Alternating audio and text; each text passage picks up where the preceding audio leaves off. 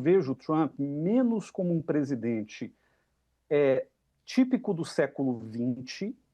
e mais como um homem do século XIX. O que isso quer dizer? Isso quer dizer, pelo menos na forma como eu tenho analisado, que a grande diferença do mundo de hoje,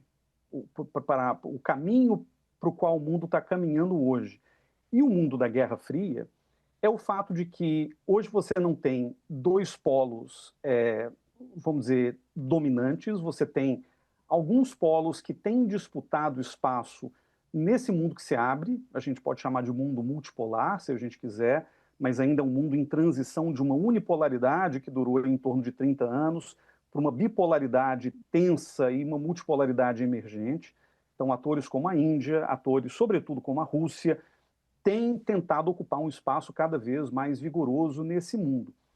E, além de não termos mais um mundo puramente bipolar, o Marcos destacou bem que as regras do jogo globais que foram estabelecidas em 1945, com o fim da Segunda Guerra Mundial, elas já não estão mais valendo. Então, eu acho que esse mundo se parece terrivelmente com o mundo do século XIX, o fim do século XIX, o último quarto, digamos assim,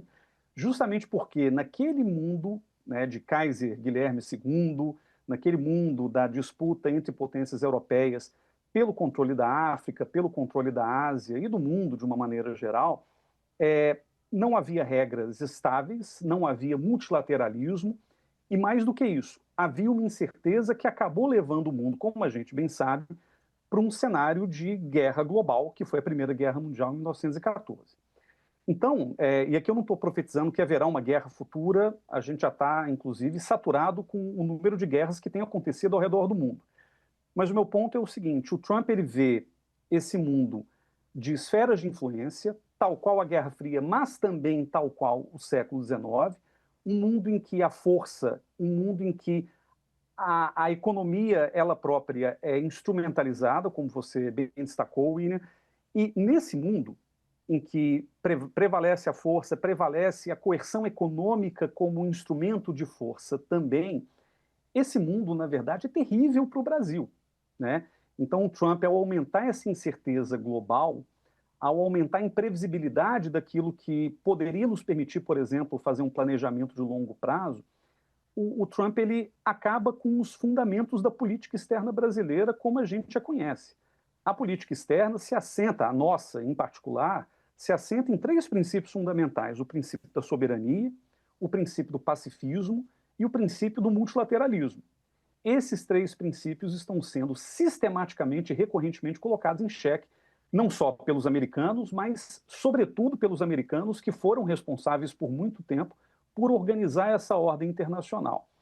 Quando o presidente Lula vai à ONU, por exemplo,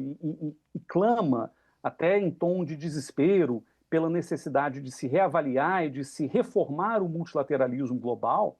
quando o Brasil investe nessa liderança em temas multilaterais, como meio ambiente, direitos humanos e até alguns temas de segurança internacional, isso tem muito a ver com o fato de que o mundo da Guerra Fria, por pior que fosse, ele era muito melhor para o Brasil, havia muito mais possibilidade de o Brasil navegar naquele mundo em que havia, pelo menos a despeito da disputa bipolar, algumas regras que estavam em curso e das quais o Brasil poderia até participar como um rulemaker, né, como um fazedor de regras ocasional. E diante dessa incerteza que vem se instaurando, esse mundo incerto, esse mundo inseguro para o Brasil, ele é temerário, porque o Brasil não consegue exercer os seus princípios fundamentais de política externa e, sobretudo, porque esse mundo, como o Feliciano bem notou, está nos empurrando a uma situação, não no curtíssimo prazo, mas certamente no médio prazo, em que o Brasil vai ter que fazer escolhas muito difíceis. E são duas escolhas aqui que eu queria deixar só para o espectador refletir a respeito. Uma dessas escolhas que em primeiro lugar, o Brasil se militarizar e o Brasil participar do jogo dos fortões como um fortão,